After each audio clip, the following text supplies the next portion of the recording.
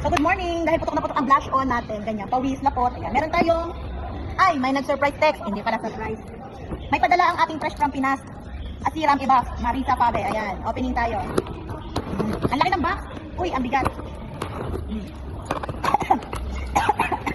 Ayan. Ayo, ayan na, ang laki, tapos wala laman.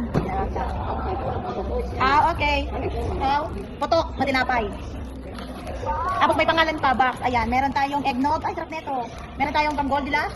At meron tayong, oy, honey. Honey, na ginawa sa paanong mga trabador. Charot lang. Tapos, ano to? Ube. Ayan, okay na. Ano to? Panotcha? Ano ba tawag dito? Otap.